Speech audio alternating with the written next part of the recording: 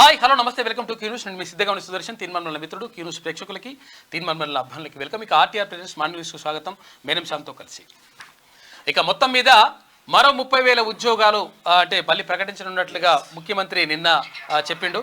అయితే 90 రోజుల్లో అంటే 3 నెలల్లోగా మరో 30,000 ఉద్యోగాలు, ఇప్పటికే 30,000 ఉద్యోగాలు ఫిల్ చేసినటువంటి ప్రభుత్వం మరో 30,000 ఉద్యోగాల నోటిఫికేషన్కు రిలీజ్ చేయడానికి కూడా సన్నద్ధమైంది. అంటే నిరుద్యోగులు ఎట్టి పరిస్థితుల్లో బాధపడాల్సిన అవసరం లేదు. నిరుద్యోగులకు సంబంధించి 100% అండగా ఉంటాం. ఎందుకనంటే ఇక్కడ మేము రేవంత్ అన్న నేను ముఖ్యమంత్రి, ఇప్పుడు గతంలో ఉన్నటువంటి ముఖ్యమంత్రి ఏమో ఇట్లా వేరే ఉంటుండే లెక్క, కానీ నేను మీ రేవంత్ అన్నను కాబట్టి నిరుద్యోగులు నేరుగా వచ్చి నాతో మాట్లాడొచ్చు, లేదంటే మంత్రులతో మాట్లాడొచ్చు, మీ బాధలు ఏమైనా ఉంటే చెప్పుకోవచ్చు. కాబట్టి మీరేం టెన్షన్ పడాల్సిన అవసరం లేదు, ధర్నాలు చేయాల్సిన అవసరం లేదు, నిరసన చెప్పాల్సిన అవసరం లేదు. కాబట్టి మీ సమస్యలు పరిష్కరిస్తా అని చెప్పేసి ముఖ్యమంత్రి క్లియర్గా చెప్పినటువంటి మాట. ఇక మరోవైపు ఇక్కడ మేడిగడ్డకు పోయిండు నిన్న కేటీ రామారావుతో పాటు అక్కడ ఉన్న ఎమ్మెల్యేలను కూడా కొంతమందిని తీసుకొని పోయిండు. ఎమ్మెల్యేలు, ఎమ్మెల్సీలు, మాజీలు, బీజీలు అందరూ పోయిన తర్వాత ఏడేడా బుంగలు పడలేదు, ఏడేడా జర మంచిగా ఉన్నదో ఆడికి పోయేసి చూసినావా అద్భుతం, మంచిగా ఉండే, నీళ్లు రాకుండా చేస్తున్నారు, నీళ్లు నింపాలి. ఆగస్టు 2 తారీఖు వరకు ఒకవేళ నీళ్లు నింపడం స్టార్ట్ చేయకపోతే మేమే 50,000 మందిని రైతులను తీసుకొచ్చి మోటార్లు స్టార్ట్ చేస్తారంట. మోటార్లు నొక్కుతారంట. 50,000 మంది కావాలి ఇప్పుడు మోటార్లు నొక్కుతందుకు. విషయం ఏంటంటే ఆడ మొత్తం కూడా బుంగలు పడ్డాయి, రకరకాలుగా నాశనం అయిపోయింది. ఎన్డీఎస్సీ అంటే నేషనల్ డ్యామ్ సేఫ్టీ అథారిటీ కూడా క్లియర్గా చెప్పింది, ఒకవేళ ఇది నింపితే కిందున్నటువంటి 44 గ్రామాలు, తర్వాత కొన్ని మండలాలు అవన్నీ కూడా కొట్టుకుపోయే ప్రమాదం ఉంటుంది. ఇది మొత్తం మళ్ళీ ఇది కయ్యగా వస్తుంది. తర్వాత ఏంది మొత్తం ఈ కట్ట కూడా సరిగా లేదు, అంత దారుణమైనటువంటి పరిస్థితుల్లో ఉంది. కాబట్టి ఇది ప్రమాదం జరుగుతుంది, కాబట్టి ఇప్పుడు నింపొద్దు అని చెప్పేసి అక్కడ నేషనల్ డ్యామ్ సేఫ్టీ అథారిటీ చెప్తే ఈయన పోయి కేటీ రామారావు పోయి అట్టెట్లా చేస్తారు, ఇట్టెట్లా చేస్తారు అని చెప్పేసి అట్లా అంటున్నాడు. నిజంగానే కాళేశ్వరం కట్టిన తర్వాత ఇప్పుడు మేడిగడ్డకు పోయినావు, కన్నెపల్లికి పోయినావు, ప్రశాంతంగా చూసొచ్చినావు కాంగ్రెస్ గవర్నమెంట్ లో. అదే మీ బీఆర్ఎస్ గవర్నమెంట్ లో ఉన్నప్పుడు ఏ కాంగ్రెస్ నాయకుని కూడా లోకల్ శ్రీధర్ బాబుని కూడా పంపించలేదు, ఎవరిని కూడా పంపించలేదు. తర్వాత కూడా మల్లన్న టీం అంతా కూడా మేమందరూ కూడా కలిసిపోతే అక్కడ మాదేపూర్లో అరెస్ట్ చేసి పోలీస్ స్టేషన్లో పెట్టిండ్రు. కాకపోతే ఏంటంటే ఇప్పుడు దానికి అంటే ఇప్పుడు కేటీఆర్ మాట్లాడిన దానికి మంచి మంత్రి ఉత్తమ్ కుమార్ రెడ్డి గారు మంచి గట్టినే కౌంటర్ ఇచ్చేసిండు. నీకు సిగ్గున్నదా కేటీఆర్, నీకేమన్నా సిగ్గు శరం ఏమంటే ఇట్లా మాట్లాడవు? ఎందుకనంటే అక్కడ నేషనల్ డ్యామ్ సేఫ్టీ అథారిటీ క్లియర్గా చెప్పింది, ఒకవేళ నీళ్లు నింపితే తర్వాత కింద ఉన్నటువంటి ఏదైతే గ్రామాలు ఉంటాయో, ముంపు ప్రాంతాలు ఉంటాయో అన్నీ కూడా మొత్తం సర్వనాశనం అయిపోతాయి. మొత్తం ఊర్లలో దగ్గర నింపే పరిస్థితి లేదు, కన్నెపల్లి పంప దగ్గర స్టార్ట్ చేస్తామని చెప్తా ఉన్నారు. ఇక ఈయననేమో అట్లా చెప్తున్నాడు. ఇక మరోవైపు గొర్రెల కథ ఒకరికి నడుస్తుంది. తర్వాత నిన్న ఒలింపిక్స్ అంతర్జాతీయ క్రీడా సంభ్రమమైనటువంటి ప్యారిస్ లో ఒలింపిక్స్ క్రీడలు ప్రారంభమైనాయి. తర్వాత నిన్న అట్టహాసంగా అక్కడ ఈ క్రీడా ప్రారంభోత్సవం జరిగింది. భారతదేశం నుంచి 117 మంది క్రీడాకారులు అక్కడికి పోయినరు.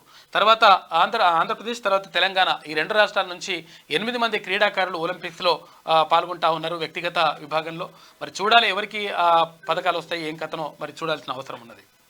ఇక మరోవైపు నిన్న కార్గిల్కి సంబంధించి కార్గిల్ దివాస్ నిన్న జరిగింది. దానికి సంబంధించి పాకిస్తాన్ మళ్ళీ నగరాలకి ఇట్లా వేసింది అనుకో, ఎట్టి పరిస్థితుల్లో మీ పని చేస్తాంరా అని చెప్పేసి క్లియర్గా ప్రధానమంత్రి నరేంద్ర మోడీ క్లియర్గా హెచ్చరికలు జారీ చేసిండు. బిడ్డ ఇప్పుడు అంటే 25 సంవత్సరాల క్రితం కార్గిల్లో యుద్ధాన్ని తీసుకొచ్చేసి తర్వాత భారతదేశ భూభాగాన్ని ఆక్రమించేటువంటి ప్రయత్నం చేసింది అక్కడ పాకిస్తాన్. దానికి మన సైనికులు మంచి గట్టిగా ఎదుర్కొన్నారు.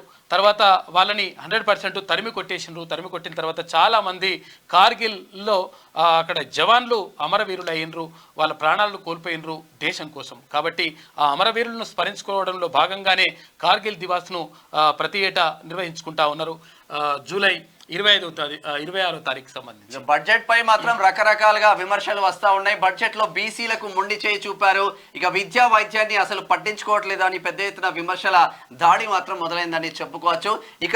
ఇక బ్రేకింగ్ న్యూస్ ఏంటంటే సర్పంచ్లకు అక్టోబర్ లో Breaking స్థానిక news సంస్థల వస్తుంది. స్థానిక సంస్థల ఎన్నికలు అందులో ముందుగా సర్పంచ్లకు ఎన్నికలు నిర్వహించాలని చెప్పేసి రాష్ట్ర ప్రభుత్వం భావిస్తా ఉంది. ఎందుకనంటే ఇక్కడ స్పెషల్ ఆఫీసర్ల పాలన ఏదైతే 6 నెలలు complete. 6 నెలలు కంప్లీట్ అయిపోయింది. 6 నెలల కంటే ఎక్కువగా ఉంచడానికి వీల్లేదు. ఒకవేళ 6 నెలల కంటే ఎక్కువగా అయితే ఏమవుతుందంటే కేంద్రం నుంచి వచ్చేటువంటి ఫండ్స్ అక్కడ రాకుండా ఆగిపోయేటువంటి ప్రమాదం ఉంటుంది. కాబట్టి నిన్న అధికారులతోటి ముఖ్యమంత్రి రేవంత్ రెడ్డి మాట్లాడి 100% ఇక్కడ బీసీలకు సంబంధించినటువంటి రిజర్వేషన్లు గతంలో ఉన్నటువంటి ప్రభుత్వం దుర్మార్గమైనటువంటి ప్రభుత్వం ఏం చేసిందంటే బీసీలకు సంబంధించి రిజర్వేషన్లు తగ్గిస్తూ నిర్ణయం తీసుకుంది స్థానిక సంస్థల్లో. దీంతో ఏమైందంటే చాలా మంది సర్పంచ్లు తర్వాత ఇక్కడ ఎంపీటీసీలు కానీ జెడ్పీటీసీలు కానీ వీళ్ళందరికీ కూడా బీసీలకు ఉన్నటువంటి అవకాశాలు మొత్తం కూడా తుడిచిపెట్టుకునే విధంగా ప్లాన్ చేసింది గత ప్రభుత్వం. దీంతో బీసీలకు అన్యాయం జరుగుతూ ఉంది. కాబట్టి 100% కులగణన చేయాలని చెప్పేసి ఇప్పుడు రాష్ట్ర ప్రభుత్వం భావిస్తూ ఉంది. అయితే కులగణన చేస్తే ఒకవేళ 5 నెలలు టైం పట్టేటువంటి అవకాశం ఉందని చెప్పేసి ఇక్కడ అధికారులు చెప్తా ఉన్నారట. దీంతో మరి 5 నెలల దాకా ఎట్లా ఆగుదాం, 5 నెలల దాకా ఆగితే మరి ఎట్లా, తర్వాత కేంద్రం నుంచి వచ్చేటువంటి నిధులు కూడా రావు కదా. కాబట్టి అది కాకుండా మరి ప్రత్యామ్నాయంగా ఎట్లా ఆలోచిద్దామని చెప్పి చూసినప్పుడు అక్కడ ఓటర్ లిస్ట్ ఆధారంగా ఓటర్ లిస్టులో ఎవరైతే ఏ క్యాస్ట్లకు సంబంధించి ఎక్కడెక్కడ జనాభా ఎంత ఉందో దాన్ని బట్టి నిర్ణయించాలని చెప్పేసి రాష్ట్ర ప్రభుత్వం భావిస్తూ ఉంది. అందుకు సంబంధించి బీసీలు ఎంతమంది ఉన్నారు, ఏం కథ, దానికి సంబంధించి ఏంది, రిజర్వేషన్ ఎట్లా ఇవ్వాలి, ఏం కథ అనే దానిపైన చర్చ జరిగింది. అయితే సెప్టెంబర్ లేకపోతే అక్టోబర్ నవంబర్లో అంటే ఈ ఆగస్టు తర్వాత ఎప్పుడైనా కానీ స్థానిక సంస్థల ఎన్నికలు జరిగేటువంటి అవకాశం ఉంది. అందులో ముందుగా అంటే ఇక్కడ ఎంపీటీసీ జెడ్పీటీసీ తర్వాత ఇవన్నీ ఎన్నికలు కూడా ఉంటాయి. అయితే వాటికంటే ముందుగా సర్పంచ్ ఎలక్షన్లు నిర్వహించాలని చెప్పేసి రాష్ట్ర ప్రభుత్వం ఒక సూత్రప్రాయంగా భావిస్తూ ఉంది. అందులో భాగంగానే నిన్న అధికారులతోని ముఖ్యమంత్రి మాట్లాడిన తర్వాత 100% ఎంత తొందరగా కంప్లీట్ అయితే అంత తొందరగా కంప్లీట్ చేయండి. కంప్లీట్ చేసిన తర్వాత ఇక్కడ బీసీలకు సంబంధించినటువంటి రిజర్వేషన్లు ఒక కొలిక్కి తీసుకొచ్చిన తర్వాత బీసీలకు అన్యాయం జరిగిందిగా గతంలో, ఇప్పుడు 100% వాళ్ళకి న్యాయం చేసేటువంటి ప్రయత్నం చేద్దామని చెప్పేసి ముఖ్యమంత్రి రేవంత్ రెడ్డి నిన్న మాట్లాడాడు. దానికి సంబంధించి ఇంకా చాలా వార్తలు ఉన్నాయి, మనం చూసుకోవాలి. సరే, వెలుగు దినపత్రికలో ఉన్న వార్తలు చూద్దాం. ఒలింపిక్స్ సంబరం, పారిస్ ఒలింపిక్స్ సంబరం మొదలైంది. శుక్రవారం రాత్రి ఆరంభ వేడుకలు అట్టహాసంగా జరిగాయి. ప్రఖ్యాత సీన్ నదిపై పడవల్లో 205 దేశాల అథ్లెట్లు పరేడ్ నిర్వహించారు. పివి సింధు, శరత్ కమల్ తో పాటు ఇండియా అథ్లెట్లు త్రివర్ణ పతకాలు చేతబూనుకొని పరేడ్ లో పాల్గొన్నారు. అయితే ఒలింపిక్ సంరంభం నిన్న ప్రారంభమైంది. అయితే దురదృష్టవశాత్తు ఏంటంటే అక్కడ ప్యారిస్ ఏది ఏదైతే నిర్వహిస్తున్నటువంటి నగరం ఉందో నగరంగానే ఆ దేశంలో మొత్తం కూడా ఉగ్రవాదులు తీవ్రవాదులు దీనికి వ్యతిరేకంగా ఒలింపిక్స్ కు వ్యతిరేకంగా వాళ్ళు నినాదాలు చేస్తూ తర్వాత ఇవన్నీ కూడా పట్టాలవన్నీ కూడా జరిపినరంట. దీంతో చాలా రైళ్ల రాకపోకలు, హై స్పీడ్ రైళ్ల రాకపోకలు అవన్నీ కూడా ఆగిపోయినాయి. కాకపోతే ఏంటంటే ఇది ఒలింపిక్స్ అనేటువంటిది ప్రతిష్టాత్మకంగా తీసుకుంటారు. అందులో ఒలింపిక్స్ లో ఇక మెడల్ వచ్చిందంటే ఇక ప్రపంచాన్ని గెలిచినంత లెక్క అనమాట. మీరే నాశనం చేసి మీరే డెడ్ లైన్ పెడతారా? ఎన్డీఎస్ఏ నిపుణుల కంటే కేటీఆర్కే తెలివి ఎక్కువ ఉందా? ఉత్తమ్ కుమార్ రెడ్డి. మేడిగడ్డ, అన్నారం, సుందిల్ల గేట్లు ఓపెన్ పెట్టాలని ఎన్డీఎస్ఏ రిపోర్టు. మేడిగడ్డలో నీళ్లు నిల్వ చేస్తే అది కూలిపోయే ప్రమాదం. అదే జరిగితే భద్రాచలం సహా 44 ఊర్లు ముడుగుతాయి. కాళేశ్వరంపై కేటీఆర్ తప్పుడు ప్రచారం చేస్తున్నారని గట్టిగానే వేసుకున్నాడు. నిన్న సిగ్గుందా కేటీఆర్ అని చెప్పేసి అన్నాడు నిన్న ఎవరు మంత్రి ఉత్తమ్ కుమార్ రెడ్డి. ఎందుకనంటే అసలు యాక్చువల్గా ఎన్డీఎస్ఏ నిపుణుల కంటే నువ్వు తెలివికలోనివా బాగా, అంటే నేషనల్ డ్యామ్ సేఫ్టీ అథారిటీ అధికారుల కంటే నువ్వు ఇంకా అంతకంటే మునగానివా? అప్పుడే నేనే మునగాన్ని, నేనే తర్వాత అన్నీ చేస్తా, నేనే పెద్ద ఇంజనీర్ అని చెప్పేసి మీ నాయన ఈ కాళేశ్వరం ప్రాజెక్టుకి సంబంధించి మొత్తం అదంతా కూడా ఏదైతే గ్రాఫ్ ఉంటుందో ఫస్ట్ గీసినటువంటి అదంతా కూడా పక్కకు పెట్టేసి ఈయన కొత్తదే ఇచ్చేసిండు, డిజైన్ ఇచ్చేసిండు, దాంతో నాశనం చేసిండ్రు. మేడిగడ్డపై బీఆర్ఎస్ ఎమ్మెల్యే కేటీఆర్, ఆ పార్టీ నేతలు తప్పుడు ప్రచారం చేస్తున్నారని ఇరిగేషన్ శాఖ మంత్రి ఉత్తమ్ కుమార్ రెడ్డి మండిపడ్డారు. ఇక కాళేశ్వరం ప్రాజెక్టును వాళ్లే నాశనం చేసి ఇప్పుడు వాళ్లే డెడ్ లైన్ పెడుతున్నారని ఫైర్ అయ్యారు. మేడిగడ్డ, అన్నారం, సుందిల్ల బ్యారేజీల గేట్లను ఓపెన్ చేసి ఉంచాలని national dam safety authority NDSA స్పష్టంగా చెప్పిందన్నారు. ఇక బాధ్యులపై చర్యలు తప్పవు.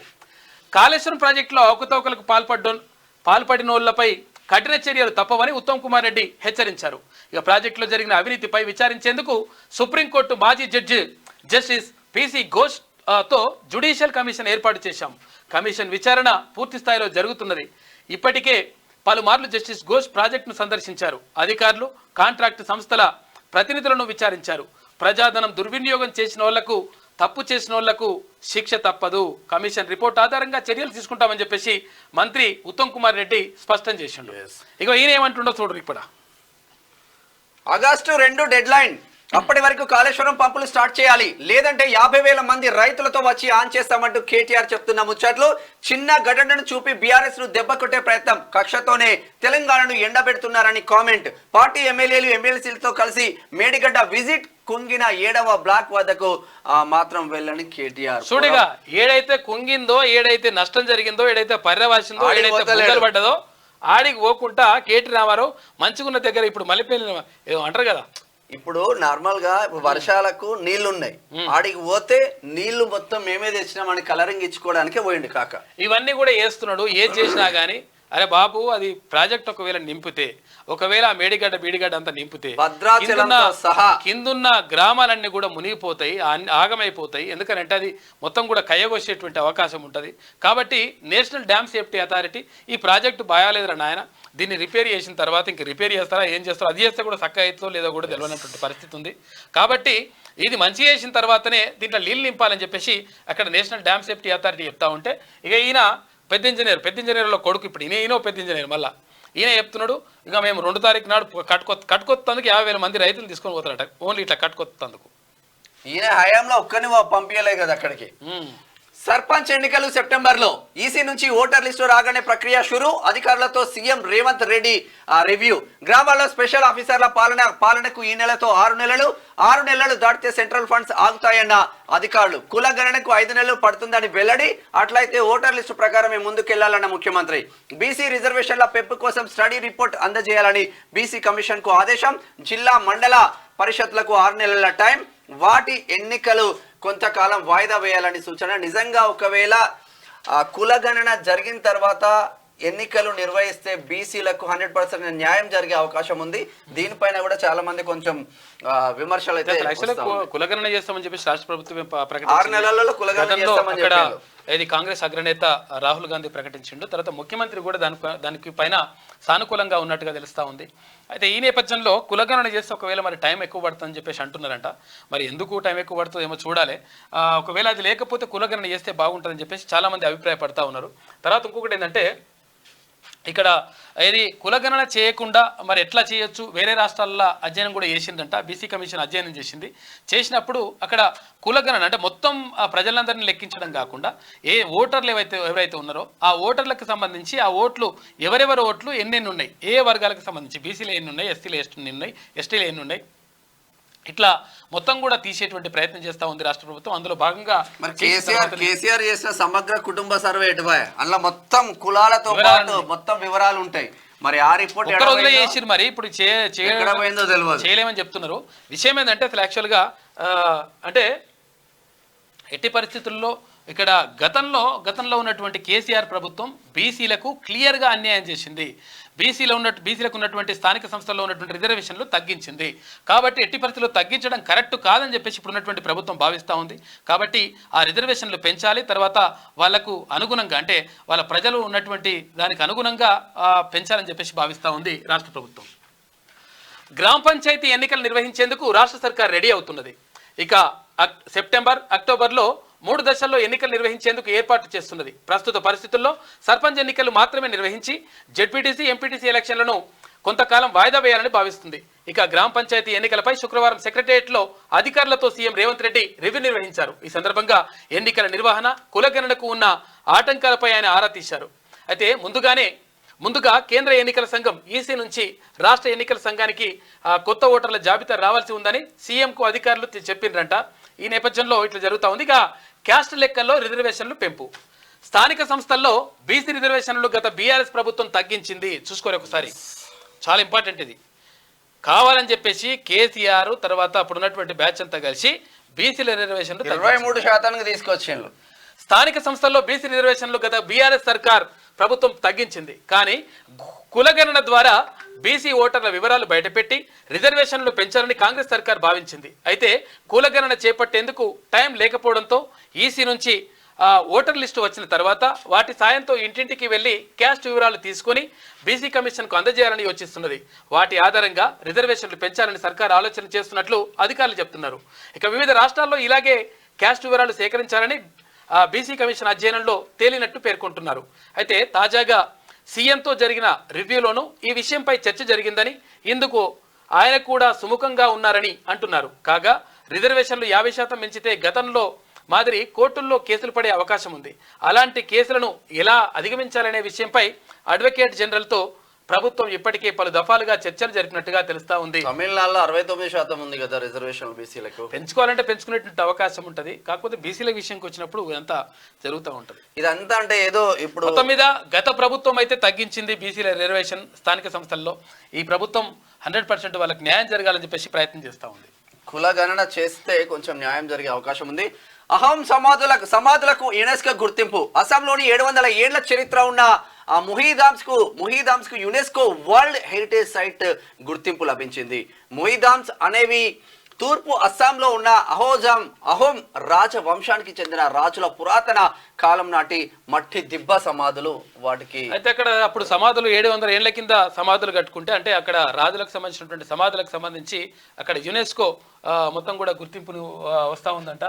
దానికి సంబంధించి మొత్తం అంటే రాజులది, పురాతన రాజులది, వాటన్నిటిని కూడా కాపాడతారనమాట. హెరిటేజ్ చేసేసి గవర్నమెంట్ హ్యాండ్ ఓవర్. కొత్తగా మరో 10,000 ఇంజనీరింగ్ సీట్లు. ఇంజనీరింగ్ కోర్సుల్లో సుమారు 10,000 కొత్త సీట్లకు ప్రభుత్వం అనుమతి ఇచ్చింది. వీటిలో 7,024 సీట్లు కన్వీనర్ కోటా కింద భర్తీ చేయనున్నారు. అయితే కొత్తగా అనుమతి ఇచ్చిన సీట్లన్నీ కంప్యూటర్ సైన్స్ దాని అనుబంధ సీట్లే ఉన్నాయంట. ఎందుకంటే సిఎస్సి అంటాడు వాడు సిఎస్సి మరి ఏం చదువుతారో ఏమో తెలియదు. కానీ ఈ కంప్యూటర్ సైన్స్ మళ్ళీ ఆర్టిఫిషియల్ ఇంటెలిజెన్స్ అని, సైబర్ అని రకరకాలుగా ఉన్నాయి. సెన్సెక్స్ 1293 పాయింట్ల జంప్. 5 రోజుల నష్టాల తర్వాత మార్కెట్లు శుక్రవారం దూసుకెళ్లాయి. సెన్సెక్స్ 1293 పాయింట్లు పుంజుకోగా నిఫ్టీ 428.75 పాయింట్లు పెరిగి గరిష్ట స్థాయికి చేరింది. దీంతో ఇన్వెస్టర్ల సంపద 7.10 లక్షల కోట్లు పెరిగింది. మొన్న బడ్జెట్ పెట్టిన రోజు డమాల్ అయింది, తర్వాత మళ్ళీ పెంచుకుంటూ 3 నెలల్లో మరో 30,000 కొలువులు. ఏడాది తిరక్క ముందే 60,000కు పైగా ప్రభుత్వ ఉద్యోగాల భర్తీ అని చెప్పేసి ముఖ్యమంత్రి రేవంత్ రెడ్డి ప్రకటిస్తా ఉన్నారు. ఇక నిరుద్యోగ యువత ఆందోళన చెందొద్దు, మా వద్దకు వచ్చి మాట్లాడండి, మంత్రులు రెడీ, మీ అన్నగా నేను సిద్ధమే, మాకు భేషజాలు లేవు, ప్రజా ఆకాంక్షలు నెరవేర్చడమే లక్ష్యం, గవర్నమెంట్ ఉద్యోగులకు 1వ తేదీనే జీతాలు ఇస్తాం. ఇక ఫైర్మెన్ పాసింగ్ అవుట్ పెరేడ్లో పాల్గొన్న ముఖ్యమంత్రి రేవంత్ రెడ్డి నిన్న మాట్లాడాడు. 100% ఇంకో 3 నెలల్లో అంటే 90 రోజుల్లో మరో 30,000 ఉద్యోగాలు నింపడానికి ప్రభుత్వం సన్నద్ధం అవుతా ఉంది. అందుకని నిరుద్యోగులారా ఆందోళన చెందకండి. 100% ప్రభుత్వం చెప్తున్నట్టుగానే ప్రభుత్వం ఏదైతే హామీ ఇచ్చిందో దానికి అనుగుణంగానే అడుగులు పడతా ఉన్నాయి. గతంలో కేసీఆర్ హామీ ఇచ్చిండు, మొత్తం కూడా తుంగలో దక్కిండు, కథం చేసిండు కార్యక్రమం అంతా. ఒక్క నోటిఫికేషన్ కూడా, గ్రూప్ 1 నోటిఫికేషన్ అయితే ఒక్క నోటిఫికేషన్ కూడా ఇవ్వలేడు. ఆ వేసిన నోటిఫికేషన్ లాస్ట్లో ఇస్తే అది కూడా పీకింది. అంటే ఏది పేపర్ లీకేజీలు, తర్వాత మొత్తం ఎగ్జామ్నే రద్దు చేసేటువంటి పరిస్థితి వచ్చింది. కాబట్టి ఇప్పుడు ప్రభుత్వం నిజంగా నిరుద్యోగుల విషయంలో చిత్తశుద్ధితోనే ఉంది ప్రభుత్వం. కాబట్టి నిరుద్యోగులారా 100% మీరు ప్రిపరేషన్ ఏదో ఉందో దాన్ని అయితే కొనసాగించండి. అందరితో చర్చించాగే సమగ్ర భూ చట్టం. భూ సమస్యలపై త్వరలో అఖిలపక్ష భేటీ, అవసరమైతే అసెంబ్లీలోనూ చర్చిస్తాం. సీఎం రేవంత్ ప్రజల నుంచి సలహాలు సూచనలు తీసుకుంటాం, భూ సమస్యలకు శాశ్వత పరిష్కారం చూపుతామని వెల్లడి. ఊర్లల్లా వాడి భూమి దగ్గరికి పోయి వాడికి భూమి ఎంత ఉంది, సర్వే నెంబర్ ఎంత ఉంది, ఒకసారి కంప్లీట్ గా చేస్తే ఈ సమస్యలు. ఇప్పుడు చేవెళ్ళ మండలంలో మహేందర్ అని ఇక్కడికి వచ్చిండు మన దగ్గర. మహేందర్ అని వచ్చిండు. ఆయన పరిస్థితి ఏంటంటే, ఆయన బాధ ఏంటంటే ఇప్పుడు చాలా విచిత్రమైనటువంటి బాధ ఆయనది. ఏమైందంటే అద్దెకర భూమి ఎక్కువ పడ్డదంట. అద్దెకర భూమి పక్క వాళ్ళది ఈయనకు పడ్డది. అరే పక్క వాళ్ళకి ఈయనకు పడ్డ తర్వాత ఈయన పోయి ఎంఆర్ఓ దగ్గర పోయి అది అర్జీ పెట్టుకున్నాడు. అయ్యా నాకు భూమి ఎక్కువ పడ్డది, ఈ భూమిని నా దాంట్లోకి వెళ్ళి తీసేయరని పెట్టాడు. పెడితే ఎంఆర్ఓ మా చేతిలో లేదన్నట. ఆ తర్వాత ఆర్డీఓ దగ్గరకు పోయాడు. ఆయన దగ్గరకు పోయి అయ్యా మాకు అద్దెకర భూమి ఎక్కువ పడ్డది, మా పక్కోళ్ళకు మా పక్కోళ్ళ భూమి నా పేరు మీద వచ్చింది, దాంతో ఏమవుతుందంటే నా భూమిలో కూడా నన్ను ఓరిస్తలేరు వాళ్ళు, మరి ఏం చేయాలో అర్థం కాని పరిస్థితి ఉంది అంటే మేము కూడా ఏం చేయలేమని చెప్పిండట. ఆ తర్వాత కలెక్టర్ దగ్గరికి పోయాడు. కలెక్టర్ దగ్గర కూడా మాట్లాడాడు. అయ్యా మరి భూమి ఎక్కువ పడ్డది, నాకు ఎక్కువ పడ్డది, ఆ భూమిని తీసి ఎవరి భూమి ఉందో వాళ్ళకి ఇచ్చేసేరని చెప్పేసి చెప్పిండట.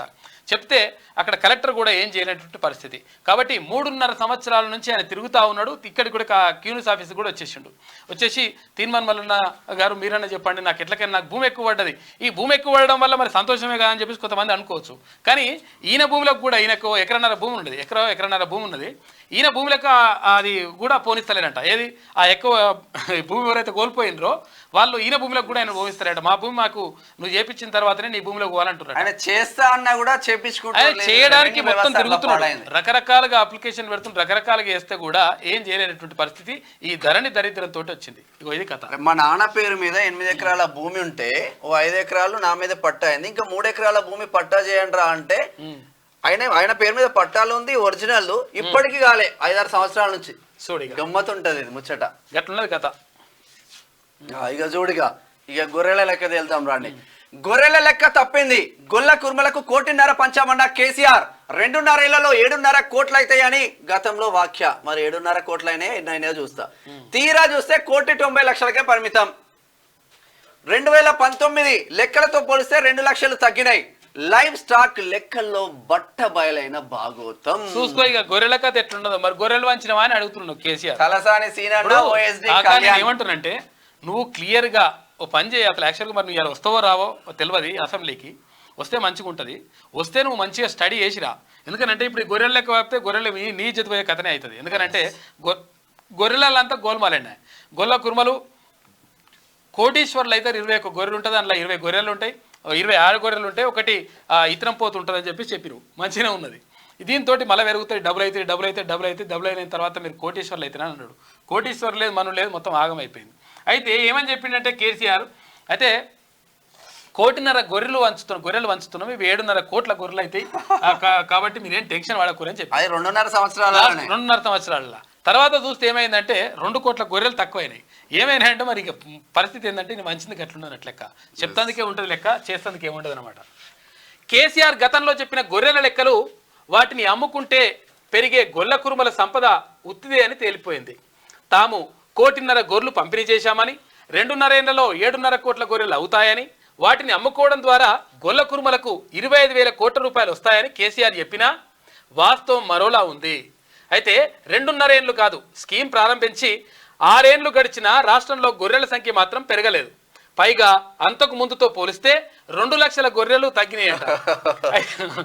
2019 పశుగణన లెక్కల ప్రకారం రాష్ట్రంలో 1.92 అంటే 1,92,00,000 గొర్రెలు ఉండగా, తాజాగా తీసిన లైవ్ స్టాక్ లెక్కల ప్రకారం 1,90,00,000 మాత్రమే గొర్రెలు ఉన్నాయంట. అయితే మస్తు పెరుగుతాయి, 7,50,000 గొర్రెలు అయితే అన్నాడు. లాస్ట్కి వస్తే ఉన్న గొర్రెలు కూడా లేవు, ఉన్నన్ని గొర్రెలు కూడా లేకుండా తక్కువైనాయి. నువ్వు ఇచ్చిన 1.5 కోటి గొర్రెలు ఏమైనాయి మరి? గొర్రెల మీద ఫోకస్ పెడితే మరి తలసాని సీనాని ఏ పార్టీకి పోతాడో అర్థం కాదు. ఎల్ఆర్ఎస్ కోసం జిల్లాకు టీం దరఖాస్తులను వేగంగా పరిష్కరించాలి. డిప్యూటీ సీఎం భట్టి, సిబ్బంది కొరత ఉంటే ఇతర శాఖల నుంచి తీసుకోవాలి. ప్రభుత్వ కోర్టు ఆదేశాలున్న ల్యాండ్స్ మినహా మిగతా వాటిని మీరు కబ్జాలు పెట్టుకోండి, ప్రభుత్వం రాగానే క్రమబద్ధీకరిస్తుంది. లేఅవుట్ రెగ్యులరేషన్ స్కీమ్ ద్వారా అదేంది ఎల్ఆర్ఎస్ తీసుకొచ్చేసి దాన్ని మొత్తం కూడా పరిష్కరిస్తామని చెప్పేసి గత ప్రభుత్వం చెప్పింది. మొత్తం ఆగం చేసింది. వాళ్ళ అనుయాయులకు వీళ్ళకు జీవో నెంబర్ 58, జీవో నెంబర్ 59 ద్వారా మొత్తం పెట్టింది. అంటే అసలు యాక్చువల్గా ఇప్పుడు అది ఏముంటుండే అప్పుడు అసలు యాక్చువల్గా అది అంటే జీవో నెంబర్ 58, 59 ఏం చెప్తుండే అంటే ఎవరన్నా ఒకవేళ ఇండ్లు కట్టుకుని ఉంటే, ప్రభుత్వ భూమిలో ఇండ్లు కట్టుకుని ఉంటే దాన్ని రెగ్యులరైజ్ చేసుకోండి, 80 గజాల లోపల ఉంటే చేసుకోవడానికి అవకాశం ఉంటుంది, మీరు ఫీజు కట్టుకోండి అని చెప్పింది. కాకపోతే ఏంటంటే అక్కడ ఇండ్లు కట్టక ముందుకే ఉట్టి ఖాళీ భూములనే ఇంటి నెంబర్లు ఇచ్చేసిన మహానుభావులు, దుర్మార్గులు అయినటువంటి కొంతమంది ఆగమాగం చేసిండ్రు, భూమిని అంతా మొత్తం కథం చేసిండ్రు. ఎల్ఆర్ఎస్ అంటే లేఅవుట్ రెగ్యులేషన్ స్కీమ్ కోసం ప్రజలు చేసుకున్న దరఖాస్తులను వీలైనంత వేగంగా పరిష్కరించాలని డిప్యూటీ సీఎం భట్టి విక్రమార్క అధికారులను ఆదేశించారు. ఇందుకోసం 33 జిల్లాల్లో ప్రత్యేకంగా ఒక్కో స్పెషల్ టీంను ఏర్పాటు చేసుకోవాలని సూచించారు. ఇక సిబ్బంది కొరత ఉంటే ఇతర శాఖల నుంచి డిప్యూటేషన్ పై తీసుకోవాలన్నారు. ఇక ప్రజలకు ఎలాంటి ఇబ్బందులు లేకుండా అత్యంత పటిష్టంగా ఎల్ఆర్ఎస్ ను అమలు చేయాలని ఆయన సూచించారు. ఇక శుక్రవారం సెక్రటరియట్లో రెవెన్యూ మంత్రి పొంగులేటి శ్రీనివాసరెడ్డితో కలిసి deputy CM Bhatti Vikramarka LRS పై రివ్యూ నిర్వహించారు. ఎల్ఆర్ఎస్ పైన పేదలకు వస్తే ఎటువంటి ప్రాబ్లం లేదన్న, కానీ ఎల్ఆర్ఎస్ పేరుతో పెద్ద పెద్ద అపార్ట్మెంట్లను సైతం రెగ్యులరైజ్ చేసుకుంటా ఉన్నారు దుర్మార్గులు. ఇటువంటిదే 90% అవుతుంది, పేదలకు వచ్చేది 10% మాత్రమే. ఇదంతా పెద్ద పెద్ద భాగవతం అనే చెప్పుకోవచ్చు. ఇక స్థానికత ఆధారంగా 317 జీవో బాధితుల లిస్ట్ ఇవ్వండి. అధికారులకు కేబినెట్ సబ్ కమిటీ ఆదేశాలు జారీ చేసింది. అనర్హులను గుర్తించి అర్హులను గుర్తించి న్యాయం చేస్తామని వెల్లడి. వచ్చే నెల 3న మరోసారి మీటింగ్ అవుతా ఉంది. అయితే ఇక్కడ 317 జీవో తోటి మొత్తం కూడా రకరకాలుగా ఇబ్బందులు పడ్డారు ఎవరు ఉద్యోగులు చాలా మంది. మొన్న అక్కడ సెక్రటరియట్కి వెళ్ళినప్పుడు ఒక డిప్యూటీ తహసీల్దార్ ఏమంటుందంటే అసలు యాక్చువల్గా అప్పుడు మాకు ఏది జోన్లు ఉండే కదా, 2 జోన్లు ఉండే, 5th జోన్ 6th జోన్ మాత్రమే ఉండే తెలంగాణ రాష్ట్రంలో. ఈ 5th జోన్లో ఇక్కడ 4 జిల్లాలు ఉంటే, ఇక్కడ ఏది వరంగల్, తర్వాత ఖమ్మం, ఆదిలాబాద్, కరీంనగర్, ఈ 4 జిల్లాలు 5th జోన్లో ఉంటే మిగతా 6 జిల్లాలు ఇక్కడ నల్గొండ, తర్వాత మహబూబ్ నగర్, హైదరాబాద్, రంగారెడ్డి, తర్వాత మెదక్, ఇట్లా ఈ 6 జిల్లాలు ఏవైతే ఉన్నాయో ఈ 6 జిల్లాలు ఇక్కడ 6th జోన్లో ఉండే. అయితే మేము 6th జోన్ కింద, అంటే ఆమె నల్గొండనంట, అసలు యాక్చువల్గా ఉమ్మడి నల్గొండ జిల్లాకు చెందిన ఆమె. అయితే మేము 6th జోన్ కింద అసలు యాక్చువల్గా ఇక్కడ నిజామాబాద్లో నాకు డిప్యూటీ తహసీల్దార్గా ఏది నేను ఉద్యోగం చేస్తూ ఉన్నా. మరి చేస్తుంటే ఇప్పుడు ఏమంటున్నారంటే 317 జీవో కింద మీరు నిజామాబాద్లోనే ఉండాలి. నిజామాబాద్లోనే ఉండాలంటే ఇప్పుడు 3 ఏళ్ళు 4 ఏళ్ళు ఉంటే సరే ఎట్లన్నా గడుస్తుందని అనుకుంటుండే.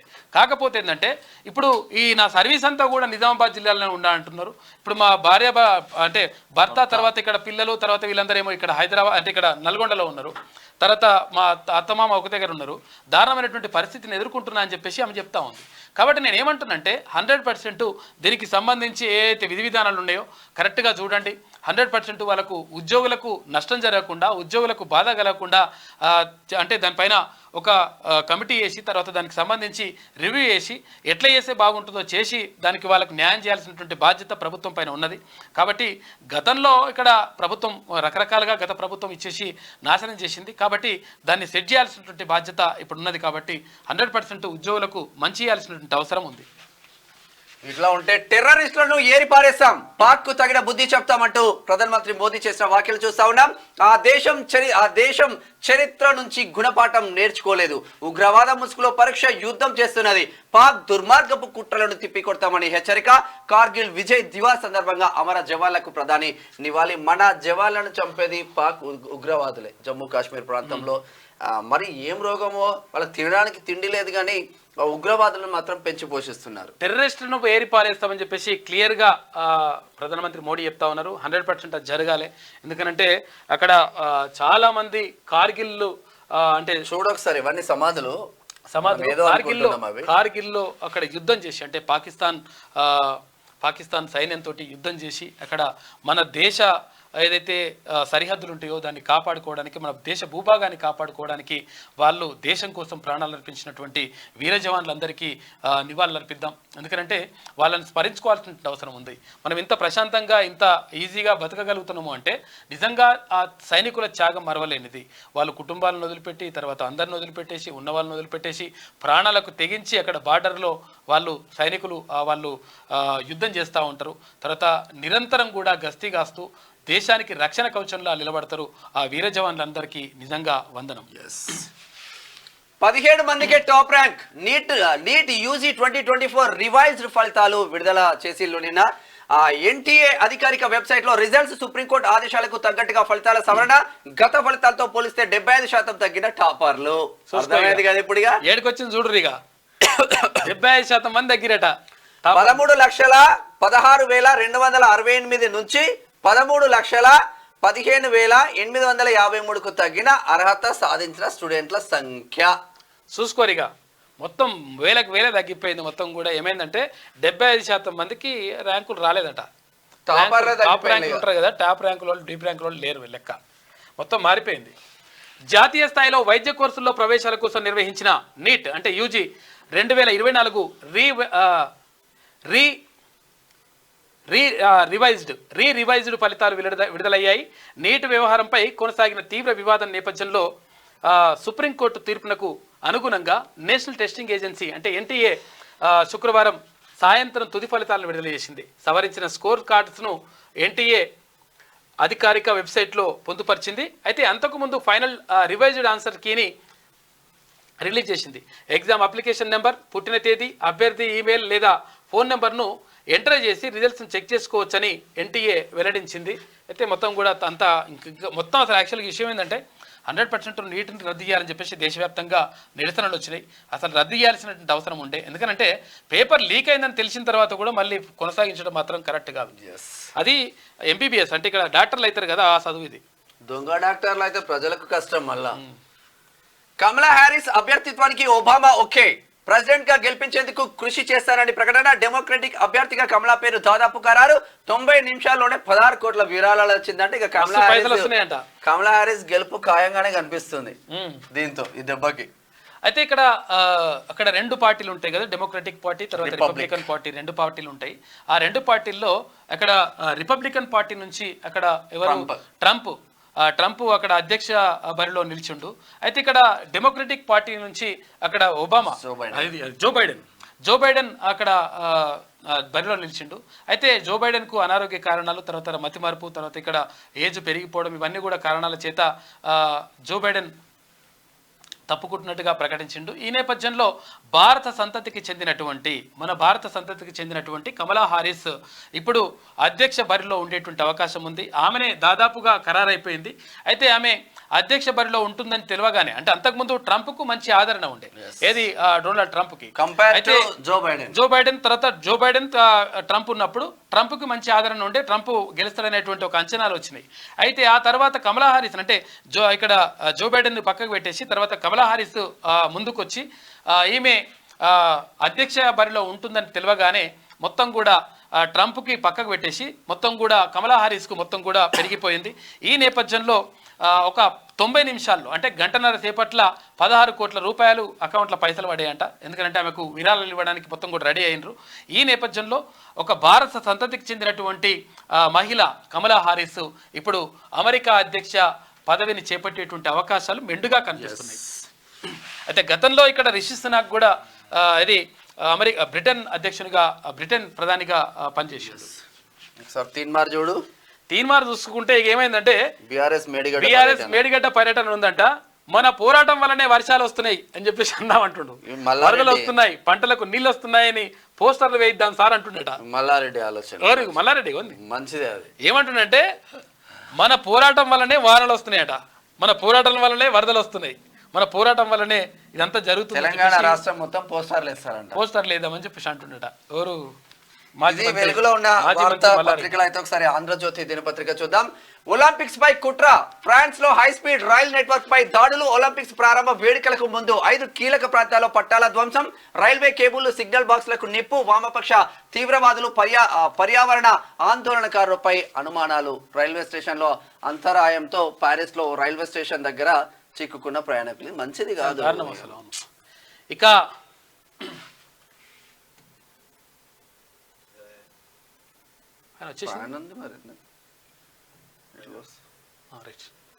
ఓకేనా, కొంచెం అప్పుడప్పుడు ఇట్లా అవుతుంటుంది. ఇక ఇవాళనే నీతి ఆయోగ్ భేటీ, వికసిత్ భారత్ లక్ష్యాన్ని సాధించడంపై చర్చలు, సమావేశాన్ని బహిష్కరించాలని ఇండియా కూటమి సీఎంలు నిర్ణయం తీసుకున్నారు.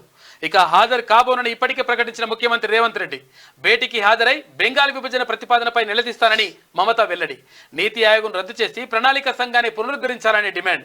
పాల్గొననున్న ఏపీ సీఎం చంద్రబాబు తర్వాత హేమంత్ సోరెన్ హాజరుపైన అనిశ్చితి నెలకొని ఉన్నదని చెప్పేసి ఒక వార్త కనిపిస్తూ ఉంది. నీతి ఆయోగ్ ఇవాళ భేటీ అవుతా ఉంది. అయితే ఇప్పటికే అంటే ఇక్కడ ఏదైతే భారతీయ జనతా పార్టీ అధికారంలో ఉన్నటువంటి అంటే రాష్ట్రాలు కాకుండా ఏదైతే భారతీయ జనతా పార్టీ ఇతర పార్టీల అధికారంలో ఉన్నటువంటి రాష్ట్రాలకు నిధుల కేటాయింపు అంటే కేంద్ర ప్రభుత్వం విడుదల చేసినటువంటి బడ్జెట్లో ఆ నిధుల కేటాయింపు అనేటువంటిది సరిగా అనేది కాదు, మొత్తం కూడా మొండి చేసి చూపినరు, చాలా దారుణమైనటువంటి నష్టాన్ని తీసుకొచ్చిండ్రు, చాలా అన్యాయం చేసిండ్రు అనేటువంటి వాదన వినిపిస్తూ ఉంది. అందులో భాగంగా తెలంగాణ కూడా అన్యాయానికి గురైంది. ఇక్కడ నుంచి 8 మంది భారతీయ జనతా పార్టీ ఎంపీలను పంపిస్తే కూడా కనీసం మరి తెలంగాణకు కేటాయింపులు అనేటువంటిది జరగకపోవడం అనేటువంటి దురదృష్టకరం, దౌర్భాగ్యం. కాబట్టి కేంద్ర ప్రభుత్వం దీనిపైన ఆలోచించాల్సి ఉండే.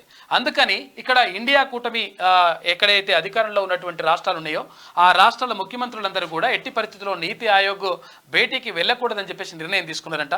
అయితే గతంలోనే తెలంగాణ ముఖ్యమంత్రి రేవంత్ రెడ్డి ఆ నిర్ణయం తీసుకున్నాడు. ఎట్టి పరిస్థితుల్లో నేను నీతి ఆయోగ్ మీటింగ్కు హాజరు కాను, ఎందుకంటే నిరసన చెప్తా ఉన్నా, రాష్ట్రానికి ఎందుకు నిధులు కేటాయించలేదు, మనం రిక్వెస్ట్ చేసినాం, తర్వాత మేము కేంద్ర ప్రభుత్వంతో సఖ్యతగా ఉందామని కూడా చెప్పినాం, అయినప్పటికీ మనకు నిధుల కేటాయింపుల్లో అన్యాయం జరిగింది కాబట్టి ఎట్టి పరిస్థితుల్లో వెళ్ళకూడదని చెప్పేసి అక్కడ ఏది ఇండియా కూటమి అధికారంలో ఉన్నటువంటి రాష్ట్రాల్లో ముఖ్యమంత్రులు నిర్ణయించిండ్రంట. ఇవాళ జరుగుతూ ఉంది. అందులో కొందరు నిర్ణయించింది కానీ మమతా బెనర్జీ, పశ్చిమ బెంగాల్ ముఖ్యమంత్రి మమతా బెనర్జీ మాత్రం హాజరవుతా ఉంది. ఇదే రేవంత్ రెడ్డి ప్రతిపక్షంలో ఉన్నప్పుడు కేసీఆర్ ను ఉద్దేశించి మాట అని ఉండే, నీతి ఆయోగ్ సమావేశానికి పోయి ప్రధానమంత్రిని నిలదీస్తే కదా మనకు వచ్చేది అని చెప్పిండు. మళ్ళీ ఇప్పుడు ఇదే ముఖ్యమంత్రి ప్రతిపక్షంలో ఉన్నప్పుడు ఒక మాట, అధికారంలో ఉన్నప్పుడు ఒక మాట కామన్ గా అయిపోయింది రాజకీయ నాయకులకు. అంటే అప్పుడేమో కాక అవకతవకలు, అన్యాయాలు, అవినీతి బయటపడుతుందని పోలేదు, అది వేరు, ఆ కథ వేరు. మళ్ళా ఇప్పుడేమో నిధులు రాలేదు. ఇప్పుడు నిధులు రాలేదు అనేటువంటిది ఒక న్యాయమైన డిమాండ్. కాకపోతే అంటే అప్పుడేమైందంటే ఈ అవినీతి అక్రమాలన్నీ కూడా బయటపడతాయి. తర్వాత కాగ్ నివేదిక ఇస్తుంది, ఆ నివేదికలు మొత్తం అప్పటికే బయటపడ్డాయి. అది నిలదీస్తే బాగుండదని పోలేదు కాక. అప్పుడు పాకిస్తాన్ ఆట కట్టిస్తాం, గతం నుంచి అది ఏమి నేర్చుకోలేదు, దాయాది ఉగ్ర కుట్రలు అణచివేశాం, ఆర్మీలో గొప్ప సంస్కరణ, అగ్నిపథ్ యుద్ధ సన్నద్ధత పెరిగింది మోదీ, కార్గిల్ విజయ్ దివాస్ కు 25 ఏళ్లు, ద్రాస్ లో సైనికులతో గడిపిన ప్రధాని, ఆర్మీ మీద రుద్దిన స్కీమ్ అగ్నిపథ్, కార్గిల్ పైన రాజకీయాలు అంటూ కాంగ్రెస్ చేస్తున్న వ్యాఖ్యలు చూస్తాం. పాకిస్తాన్ ఆట కట్టిస్తాం, ఎట్టి పరిస్థితుల్లో ఊరుకునేది లేదని చెప్పేసి ప్రధానమంత్రి అంటా ఉన్నాడు. ఇక దీపావళి తర్వాత స్థానిక ధమాకా, నవంబర్లో నోటిఫికేషన్, డిసెంబర్లో ఎన్నికలు, బీసీలకు రిజర్వేషన్ల పెంపుపై తర్జన భర్జన, ఓటర్ల జాబితా ప్రకారం బీసీ గణనకు సర్కార్ నిర్ణయం, ఈసీ నుంచి దానిని తీసుకోనున్న పంచాయతీరాజ్, దాంతో గ్రామాలు, వార్డులు, మండలాల వారీగా సర్వే. ఇక బీసీలకు రిజర్వేషన్లు ఎంతనే అంశం పైన కమిషన్ సిఫారసు చేస్తా ఉందంట. అయితే ఒక్కొక్క పేపర్లో ఒక్కొక్క రకంగా రాస్తా ఉన్నారు. అంటే ఇంకా ఎప్పుడు జరుగుతున్నటువంటిది క్లారిటీ ఇవ్వలేదు ప్రభుత్వం ఇంకా. కాకపోతుందంటే ఇప్పుడు తొందరగా నిర్వహించాలని చెప్పేసి భావిస్తా ఉంది. ఇక్కడ నవంబర్, డిసెంబర్ అని చెప్పేసి ఇక్కడ ఆంధ్రజ్యోతి పేపర్లో వస్తే, ఇక్కడ వెలుగుదిన పత్రికలో సెప్టెంబర్ అంటే ఇక్కడ ఇది ఆశ్చర్యార్థకంతో వచ్చింది కాబట్టి దీన్ని కన్ఫర్మ్ గా చెప్పలేము. కాకపోతే ఏంటంటే తొందరగా నిర్వహించాలని చెప్పేసి మాత్రం భావిస్తా ఉంది రాష్ట్ర ప్రభుత్వం. సిద్ధం కాండి, స్థానిక ఎన్నికల ప్రక్రియను వేగవంతం చేయండి, కోటపై గడువులోగా బీసీ కమిషన్ నివేదిక ఇవ్వాలి, అధికారులకు సీఎం దిశానిర్దేశం నిన్న చేసిండు. ధరణి సమస్యలకు శాశ్వత పరిష్కారం, పైలట్ ప్రాజెక్టుగా ఓ మండలాన్ని తీసుకోండి, ధరణిపై సమీక్షలో సీఎం రేవంత్ రెడ్డి మాట్లాడిండు. ఎల్ఆర్ఎస్ పరిశీలనకు జిల్లాకో బృందం, మొత్తం 33 జిల్లాల ఏర్పాటు, అధికారులకు డిప్యూటీ సీఎం భట్టి విక్రమార్క ఆదేశాలు, కొత్త దరఖాస్తులకు ఛాన్స్. ఇక 90 రోజుల్లో 30,000 ఉద్యోగాలు భర్తీకి పరీక్షలు నిర్వహిస్తాం, నిరసనలు, ఆందోళనలు వద్దు అని చెప్పేసి సీఎం రేవంత్ రెడ్డి అంటుండు. నిరుద్యోగులకు అండగా ఉంటానని హామీ ఇచ్చిండు ముఖ్యమంత్రి రేవంత్ రెడ్డి. 2 వరకు గడువు, కన్నెపల్లి పంప్ హౌస్ నుంచి కాళేశ్వరం నీటిని ఎత్తిపోయాలి, లేదంటే 50,000 మంది రైతులతో కదిలి మోటార్లు రన్ చేస్తాం. మరి అందరు కలిసి ఒకే మోటార్ను ముట్టుకున్నారు. రాష్ట్ర ప్రభుత్వానికి బీఆర్ఎస్ నేత కేటీఆర్ హెచ్చరిక, పార్టీ ఎమ్మెల్యేలు, ఎమ్మెల్సీలు నేతలతో కన్నెపల్లి మేడిగడ్డ సందర్శన. మీ హయాంలో ఒక్కడన్నా చూపించిందా మేడిగడ్డ, కన్నెపల్లి? ఇప్పుడు వేరే రాష్ట్రాల నుంచి వచ్చి వాళ్ళని పర్యాటకుల్ని బస్సులలో ఎక్కించుకొచ్చి, దీంట్లో ఎక్కించుకొచ్చి చూపించిండ్రు. ఏది కాళేశ్వరం అద్భుతం, కాళేశ్వరం అట్లా, కాళేశ్వరం ఇట్లా అని. తర్వాత మరి రాష్ట్రంలో ఉన్నటువంటి ప్రజలు, రాష్ట్రంలో ఉన్నటువంటి ప్రతిపక్షాలు పోదామంటే ఎక్కడికక్కడ అడ్డుకొని, ఎక్కడికక్కడ మిమ్మల్ని ఎవ్వడు అరెస్ట్ చేయలే. ఇప్పుడు మిమ్మల్ని ఎవ్వడు కూడా అడ్డుకోలేరు. ఎందుకంటే మీ కంపు మీరే బయట పెట్టుకుంటానికి పోతున్నారు. అందుకని ఏంటంటే కుంగిన కాడ పోలేదంటినా, ఏ జర మంచిగా కాడ పోయి అట్లా దగ్గరికి పోలే. ఎన్డీఎస్ఏ చెబితే బ్యారేజీలో నింపుతాం, నివేదిక వచ్చేదాకా నీటిని నిల్వ చేయం, అన్నారం తుందిలలో నిల్వ చేస్తేనే నీటి పంపింగ్కి అవకాశం, మేడిగడ్డ కుంగినప్పుడే నీటిని ఖాళీ చేయాలన్న ఎన్డీఎస్ఏ, సిగ్గు లేకుండా మాట్లాడుతున్న కేటీఆర్ పేరును గోబెల్స్ గా మార్చుకోవాలంట. ఎల్లంపల్లి నుంచి మిడ్ మానేర్ కు 2-3 రోజుల్లో పంపింగ్ చేస్తామని చెప్తా ఉన్నారు. ఎన్డీఎస్ఏ చెప్తేనే బ్యారేజీలో నింపుతాం, నువ్వు చెప్తే ఎట్లా నింపుతారు నాయన? నువ్వు ఇప్పటికే మీరు ఆగమాగం చేసిరు, నాశనం చేసిరు అని చెప్పేసి అక్కడ ఉత్తమ్ కుమార్ రెడ్డి అంటా ఉన్నారు. ఇది ఆంధ్రజ్యోతిలో ఉన్న వార్తలతో ఒకసారి శనార్థి తెలంగాణ దినపత్రిక చూద్దాం. లిల్లీగా గుర్తున్నందుకు థ్యాంక్ యూ, 5 ఏళ్ల డియర్ కామ్రేడ్ పై రష్మిక స్పెషల్ పోస్ట్ పెట్టిందట. లిల్లీ అంటే మల్లెపూ అనట, బట్టలు అట్లే ఉన్నాయి అట్లా. బడ్జెట్ లో బీసీలకు అన్యాయం, రాష్ట్ర జనాభాలో బీసీలు 56% ఉన్నారు. బడ్జెట్ లో కేవలం 9,200 కోట్లు కేటాయించడం సరికాదు. తెలంగాణ మేధావుల సంఘం అధ్యక్షుడు డాక్టర్ బి కేశవులు చేస్తున్న వ్యాఖ్యలు చూస్తా ఉన్నాం. బీసీలకు 100% అన్యాయమే జరిగింది. యాచించాల్సిందేందంటే అడుక్కోవాల్సిందేనా? బీసీ చెప్పాలంటే అడుక్కోవాలనా అని చెప్పేసి ఒక వార్త కనిపిస్తుంది. బడ్జెట్ లో బీసీలపై వివక్షత, 54% జనాభా ఉన్నా ముష్టి వేసినట్లే, కేవలం 9,000 కోట్లే ఇచ్చిండ్రు. బీసీల వాటా ఏమాయ్? ఉన్న జనాభా ఎంత, ఇచ్చింది ఎంత? 1.45 లక్షల కోట్ల రూపాయలు మాయం.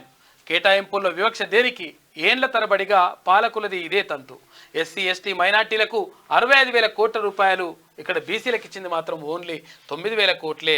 ఎట్లా దీన్ని చూడాలి? ఎందుకంటే 54 నుంచి 56% జనాభా ఉందని చెప్పేసి అధికారిక లెక్కలే చెప్తున్నాయి. ఇంకా అఫీషియల్ గా బయటికి వస్తే తెలిస్తే ఇంకా 60% వరకు వస్తాయని చెప్పి. పాలకులు మారారు, ప్రభుత్వాలు మారాయి, అయినా బీసీల బతుకుల్లో మాత్రం మార్పు రావడం లేదు. దశాబ్దాలు గడుస్తున్న మొత్తం జనాభాలో సగానికి పైగా ఉన్న బీసీలు ఓటు బ్యాంకులుగానే మిగిలిపోతున్నారు. ఉద్యోగాలు, చట్టసభల్లో అవకాశాలకే కాదు, ఆఖరికి బడ్జెట్ కేటాయింపుల్లోనూ తీరని వివక్షతే. పిరికెడు జనాభా సైతం లేనోళ్ళు సగానికి పైగా ఉన్న బీసీలను ఏలుతుంటే అత్యధికంగా ఉన్న బీసీలు మాత్రం ఇంకా యాచించే స్థాయిలో. ఇది పాలకుల లోపమా, బీసీలకు శాపమా? పోరాడితే పోయేదేం లేం, బానిస సంఖ్యలు తప్ప అని ఓ ప్రముఖ కవి చెప్పిన చందంగా బీసీలు ఏకమై సంఘటిత పోరాటం చేస్తే తప్ప బీసీల బ్రతుకు చిత్రం మారే పరిస్థితి కనిపించడం లేదు. నిజానికి అక్కడో ఇక్కడో ఒకరిద్దరు చట్టసభల్లో వెళ్తున్న నిత్యం బీసీ సంఘం అంటూ జపం చేసే యూనియన్ లీడర్లైన తమ వాణిని వినిపించడంలో విఫలమవుతున్నారు. లేక మరేదైనా కారణముందా?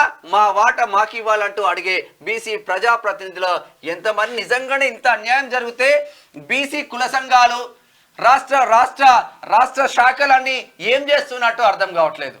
ఒక్క ప్రజా ప్రతినిధి మాట్లాడాడు. వాళ్ళది నిండితే అయిపోతుందని అనుకుంటారు. అట్లా లెక్క ఎవరి సూట్ కేసులు వాళ్ళకి వస్తే బిందాస్. బీసీలకు సిగ్గుచరం ఉంటే ఇది జరగదు. ఇది ఇక ఎందుకంటే అసలు యాక్చువల్గా ఎవరినైనా చూసి నేర్చుకోవాలి. మనం వాళ్ళని తిట్టడం కాదు, వాళ్ళని నిందిస్తే ఏం రాదు, వాళ్ళని చూసి ఆదర్శంగా. వాళ్ళు సంఘటితం అవుతా ఉంటే వీళ్ళు ఎందుకు సంఘటితం గారు అని ఒకసారి క్వశ్చన్ చేసుకోండి. స్మితా సబర్వాల్ పై కోదండరాం సీరియస్. స్మితా వ్యాఖ్యలు రాజ్యాంగ స్ఫూర్తికి విరుద్ధం, వైకల్యం పేరుతో హక్కులను హరించడం దారుణం అంటూ. స్మితా సబర్వాల్ ఈమె ఐఏఎస్ ఆఫీసర్. ఈమె ఐఏఎస్ ఆఫీసర్ అంటే ఇక కేసీఆర్ ప్రభుత్వంలో అప్పుడు ఫస్ట్ సిద్దిపేట కలెక్టర్గా చేసింది. ఆ తర్వాత కేసీఆర్ దగ్గర సీఎంఓ ఆఫీసర్ దగ్గర పెట్టుకున్నాడు. ఈమెని పెట్టుకొని మంచి పెద్ద ఆఫీసరే, మంచిగా పదవి కల్పించి మంచిగా ఉండే లెక్క. ఈమెడికైనా పోతే హెలికాప్టర్లో పోతుంది. అట్లా అవన్నీ కూడా నడుస్తుండే. సరే ఏమన్నా పోని ఏమన్నా కానీ గంగల గలవని కానీ మనకేం అవసరం. అయితే ఈమె మాట్లాడిన మాటలు ఏంటంటే, ఎవరైతే దివ్యాంగులు ఉంటారో, ఎవరైతే వాళ్ళు ఉంటారో వాళ్ళకి ఎట్టి పరిస్థితుల్లో ఐఏఎస్లల్లా చోటు కల్పించొద్దని చెప్పేసి ఈమె మాట్లాడుతుంది. గిటువంటి వాళ్ళు ఐఏఎస్ ఆఫీసర్లు ఏందో మరి ఇలా కథ ఏందో ఈమె లెక్క. ఒకవేళ పని చేసేది ఉంటే నువ్వు ఏం చేస్తారమ్మా? ఐఏఎస్ ఆఫీసర్లు మెదడుతో ఆలోచిస్తారు, అంటే మైండ్తో పనిచేస్తారు. వాళ్ళు శారీరకంగా పని చేయాల్సిన అవసరం లేదు. కాబట్టి ఒకవేళ మరి నువ్వు శారీరకంగా ఏం పని చేస్తావో మాకు తెలియదు, కానీ ఒకవేళ అట్లా చేస్తే నువ్వే చేసుకోమ్మా అని అంటున్నారు వాళ్ళు. కాంగ్రెస్ నుంచి నిన్న కోదండరాం సార్ కూడా సీరియస్ అయ్యిండు. కాంగ్రెస్ నుంచి తీన్మార్ మల్లన్న ఫస్ట్ రియాక్ట్ అయ్యింది దీనిపైన, తర్వాత సీతక్క రియాక్ట్ అయ్యింది. ఇంతవరకు ఎవరు రియాక్ట్ కావట్లేదు. మరి అదే అయితలేరు. ఏంటంటే ఐఏఎస్ ఆఫీసర్ అంటే ఏమైనా అవుతుందని చెప్పేసి భయపడుతున్నారు ఏమో తెలియదు, కానీ ఐఏఎస్ ఆఫీసర్ అయితే ఏ ఆఫీసర్ అయితే ఇష్టం వచ్చినట్టు మాట్లాడితే అట్లేం బరా అట్లుంటుంది లెక్క. ఐఏఎస్ అధికారిని స్మితా సబర్వాల్ దివ్యాంగులపై చేసిన వ్యాఖ్యలు దేశవ్యాప్తంగా చర్చనీయాంశంగా మారిన విషయం తెలిసిందే. అయితే తాజాగా తెలంగాణ జనసమితి అధినేత కోదండరాం స్మితా సబర్వాల్ చేసిన వ్యాఖ్యలపై ఆగ్రహం వ్యక్తం చేశారు. ఆమె చేసిన వ్యాఖ్యలను కోదండరాం తీవ్రంగా ఖండించారు. దివ్యాంగులు కొన్ని ఉద్యోగాలకు పనికిరారన్న ఆమె వ్యాఖ్యలు రాజ్యాంగ స్ఫూర్తికి విరుద్ధమన్నారు. వైకల్యం పేరుతో వారి హక్కులను హరించడం దారుణమన్నారు. చట్టాలను అమలు చేయాల్సిన ఐఏఎస్ అధికారిని వైకల్యాన్ని కించపరచడం సరికాదన్నారు. అయితే తాను చేసిన వ్యాఖ్యలకు పశ్చాత్తాపం ప్రకటించకపోగా మళ్ళీ ఇంకా కౌంటర్లు ఇస్తుందట ఈమె. ఇక కథ గట్లున్నది.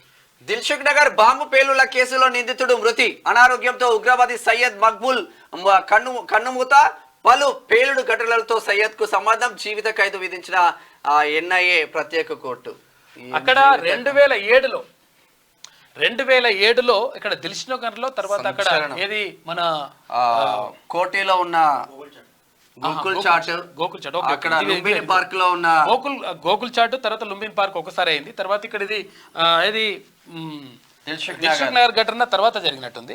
అయితే ఈ దిల్సుఖ్ నగర్ లో జరిగినటువంటి ఘటనకి సంబంధించి, అంటే బాంబు పేలులకు సంబంధించి వాడు ఎవడైతే నిందితుడు ఎవడైతే ఉన్నాడో, అంటే బాంబు పెట్టినోడు ఎవడైతే ఉన్నాడని చెప్పేసి నిందితుడుగా ఉన్నాడో వాడు చచ్చిపోయినట. ఎందుకంటే అనారోగ్యంతో చచ్చిపోయినట వాడు.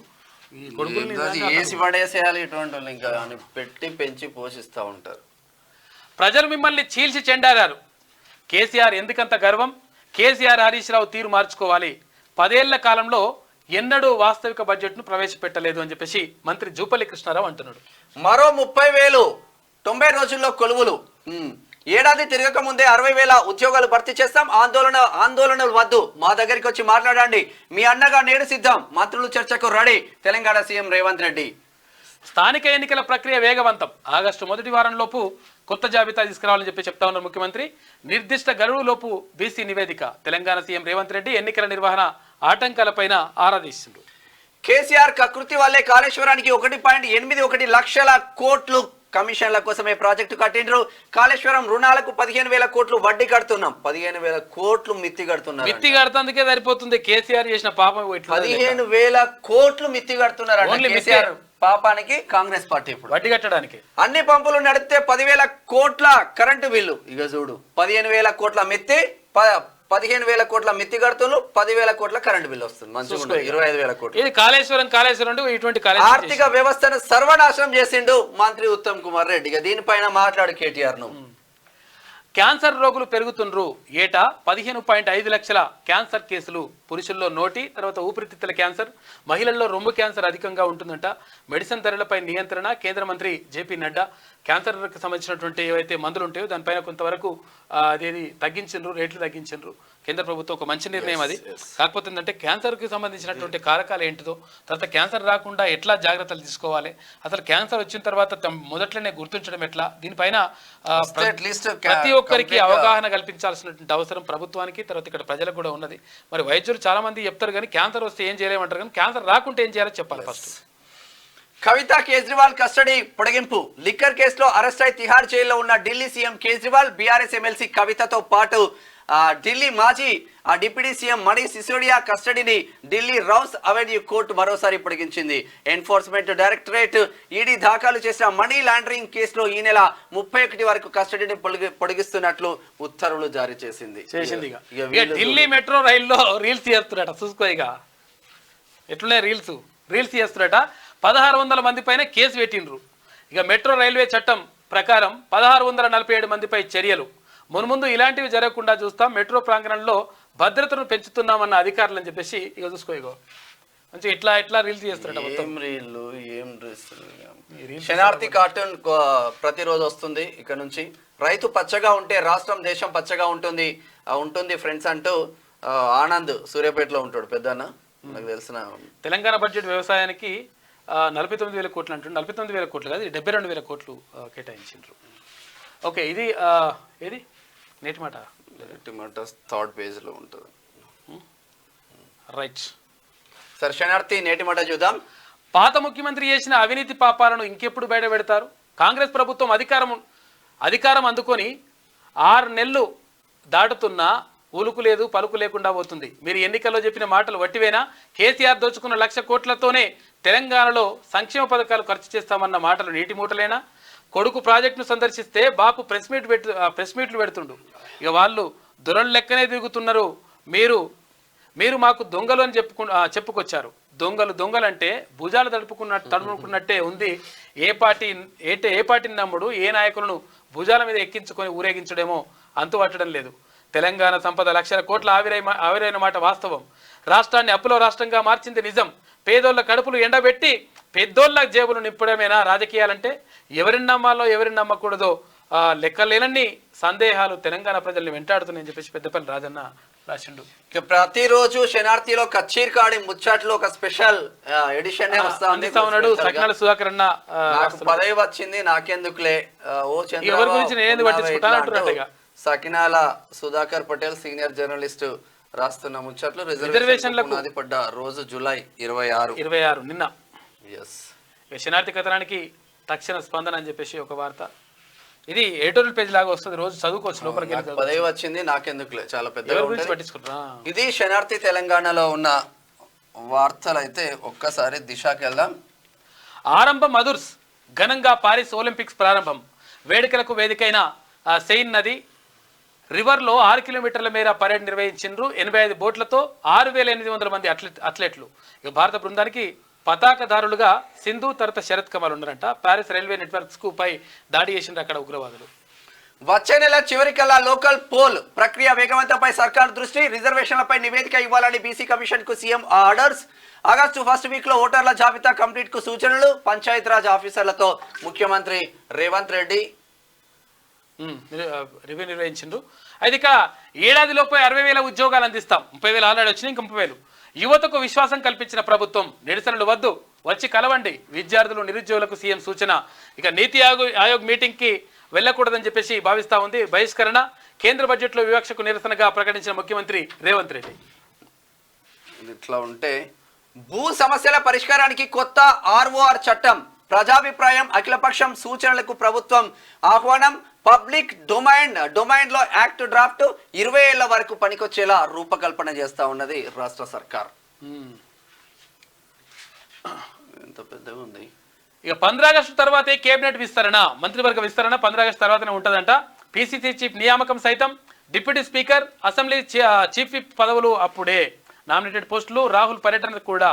అయితే గవర్నర్ కోట ఎమ్మెల్సీల భర్తీ ఆగస్టు నెలలోనే ఉంటుందంట. శ్రావణ మాసంలోనే అన్ని కంప్లీట్ చేసేలా కాంగ్రెస్ పార్టీ ప్లాన్ చేసుకుంటుందంట. ఎవరికి వస్తుంది ఎవరికి రాదో ఇక చూడాల్సిన అవసరం అయితే ఉంటది.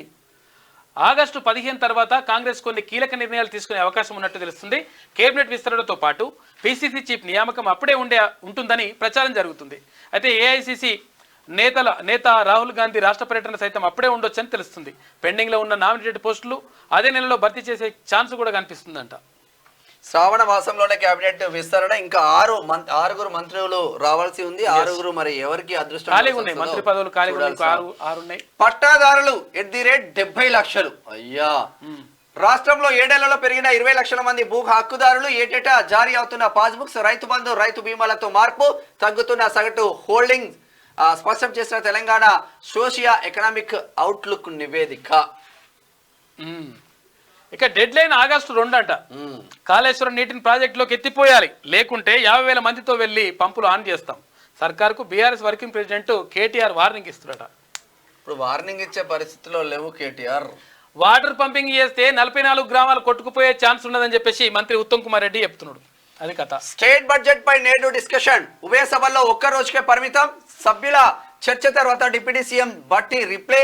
29 నుంచి శాఖల వారీగా డిమాండ్లు, గ్రాంట్లపై చర్చలు. బీఆర్ఎస్ అధినేత కేసీఆర్ హాజరుపై డౌట్. ఒకప్పుడు డౌట్ అనుమానాలు ఉన్నాయట.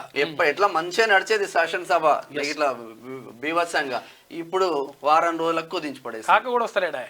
ఏటా 15.5 లక్షల క్యాన్సర్ కేసులు. కేంద్ర మంత్రి జేపీ నడ్డా లోక్సభలో వివరాలు వెల్లడి. కాంగ్రెస్ ది అసత్య ప్రచారం. కేంద్ర బడ్జెట్ లో సమపాలలో కేటాయింపులు. మెదక్ ఎంపీ రఘునందన్ రావు. సమపాలలో కేటాయింపులు ఎట్లయితుంది ఎంపీ గారు? మీరు ఇష్టం వచ్చినట్టుగా మాట్లాడితే ఎట్లయితుంది? తెలంగాణ రాష్ట్రానికి మీరు బడ్జెట్లో ఎక్కువ వాటా తీసుకురావాల్సిన బాధ్యత లేదా మీ పైన?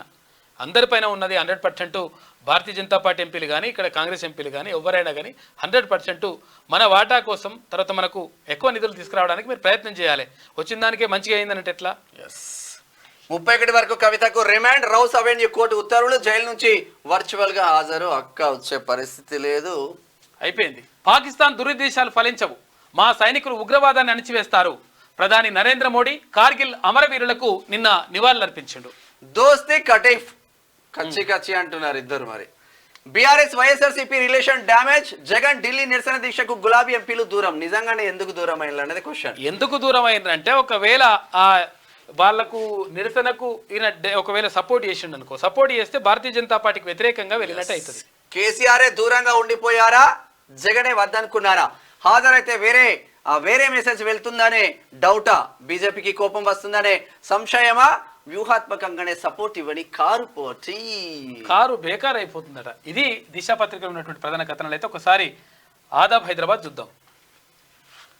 ఇక ఆదాబ్ హైదరాబాద్ తగ్గిన పసిడి. బడ్జెట్ తర్వాత 5,000 రూపాయల వరకు తగ్గిందంట. కొనుగోళ్లు పెరిగాయంటున్న వ్యాపారులు. పసిడి అంటే బంగారం రేట్లు తక్కువైనాయంట. ఇన్ని కేసుల కోర్టులో పేరుకుపోతున్న కేసులు 5 కోట్లకు పైగా పెండింగ్. దేశవ్యాప్తంగా ఎటు తేల్చని కేసులు, పెండింగ్ కేసుల వివరాలు. ఏ కొట్టుకున్న కేసే, గిట్టుకున్న కేసే, తిట్టుకున్న కేసేనా? ఏం చేస్తారు? స్థానిక పోరుకు సన్నద్ధం. సెప్టెంబర్ లేదా అక్టోబర్లో నిర్వహించే అవకాశం. ఆగస్టు మొదటి వారంలోగా కొత్త ఓటర్ జాబితా పూర్తి చేయాలన్న సీఎం రేవంత్ రెడ్డి. స్థానిక సంస్థల ఎన్నికలు కసరత్తులో సీఎం రేవంత్ నిన్న మాట్లాడిండు. త్వరగా పూర్తి చేసేలా కార్యాచరణకు సిద్ధం. స్థానిక ఎన్నికలపై అధికారులతో సమీక్ష. త్వరలోనే వివరాలు వెల్లడించనున్న ప్రభుత్వం. కులగణనకు 5 నెలలు పట్టే అవకాశం. పాలకవర్గం టెన్యూర్ పూర్తయి 6 నెలలు. దీంతో ముందే ఎన్నికల నిర్వహణకు మొగ్గు చూపుతా ఉన్నారంట. ఇదంతా ముందు ప్లాన్ చేసుకుంటే ఇప్పటికీ అయ్యపో గానీ అట్లా ఉండదు మన దగ్గర. మార్పులు చేర్పులు, ధరణి సమస్యలపై లోతైన అధ్యయనం, భవిష్యత్తులో సమస్యలు తలెత్తకుండా నిర్ణయం, ప్రజాభిప్రాయంతో పాటు అఖిలపక్షంలో చర్చ, అసెంబ్లీలోనూ చర్చించిన తర్వాత మార్పులు, జీవో 317 పై మంత్రివర్గ ఉపసంఘం భేటీ, అధికారులతో సీఎం రేవంత్ రెడ్డి సమీక్ష. ఇక ఆజ్ కీ బాత్ చూస్తే అన్నపూర్ణగా వెలుగొందిన నా దేశాన్ని అప్పులపాలు చేయకండి. నా తెలంగాణ కోటి రత్నాల వీణ కారాదు దుర్భిక్ష కోన. ఇక కేంద్ర రాష్ట్ర ప్రభుత్వాల బడ్జెట్లు చూస్తే ఘనం, ప్రయోజనాలే ప్రశ్నార్థకం. రాజకీయ మైలేజ్ కోసం బురద జల్లుకునే డ్రామాలు చూస్తుంటే నేతల నోట నిజాలు ఎండమావులేనా? బడ్జెట్లో నిధుల కేటాయింపు పార్టీల స్వార్థ రాజకీయ చదరంగం కానే కాదు. అభివృద్ధి అనేది ప్రజలకు ఆకాంక్ష. అయితే నిప్పులాంటి నిజాలు దాస్తే కీలెరిగి వాత పెడతారు సుమా అని చెప్పేసి మేధాజీ హెచ్చరిస్తారు. రెండుగా అట్లనే ఉన్నాయి బడ్జెట్లు వాస్తవంగా. మరవలేం, సైనికుల త్యాగాలను దేశం మరవదు, ఉగ్రవాదులను సమూలంగా పెగిలిస్తాం, కార్గిల్ అమరులకు ప్రధాని మోదీ నివాళి, పాక్ కు పరోక్షంగా గట్టి హెచ్చరికలు, షింకిండ్లా టనెల్ నిర్మాణాలకు శ్రీకారం అంటూ నిన్న త్యాగం వృధా పోదు. ఇక అగ్నివీరులకు ఆఫర్, ప్రభుత్వ ఉద్యోగాల్లో రిజర్వేషన్, యూపీ ప్రభుత్వం కీలక నిర్ణయం, పోలీస్ సర్వీస్ తర్వాత పిఏసీలో ప్రాధాన్యత కల్పింపజేస్తామని సీఎం యోగి ప్రకటన, ఉత్తరాఖండ్లోనూ రిజర్వేషన్లు కల్పిస్తాం సీఎం పుష్కర్ సింగ్ ధామి వెల్లడి. మంచి నిర్ణయం ఇది ఒకటైతే. కొంచెం బీబీ నగర్ రిజిస్ట్రేషన్ ఆఫీస్ లో డబల్ రిజిస్ట్రేషన్ దందా, అమాయక ప్రజలను మోసం చేస్తున్న ఇంటూరి వెంకటప్పయ్య, ప్రశాంత్ రెడ్డి, బడేసాబ్, బొమ్మ వెంకటేష్, ఆ డాక్యుమెంట్ రైటర్ చిన్న పేర్లన్నీ రాసుకొచ్చింది. పైగా లేఅవుట్ లో లేని బై నెంబర్ వేసి రిజిస్ట్రేషన్ చేస్తున్న ఎస్ఆర్ఓ, తప్పుడు డాక్యుమెంట్లతో రిజిస్ట్రేషన్ చేసుకున్న వారిపై చర్యలు తీసుకోవాలి, పోలీసులకు ఫిర్యాదు చేసిన బాధితులు ఎస్ఆర్ఓ పై చర్యలు తీసుకోవాలండి. ఇప్పుడు లేని నెంబర్లకు బై నెంబర్ లేసి ఇక్కడ చేస్తా ఉన్నారు. ఉన్నోళ్ళదేమో అయ్యా మా భూమి ఎక్కువ పడ్డది జర తీయండ్రా బాబు, నా భూమి నాకు రిజిస్ట్రేషన్ కాలేదంటే ఈ రెవెన్యూ అధికారులు పట్టించుకోరు, ప్రభుత్వాలు పట్టించుకోరు.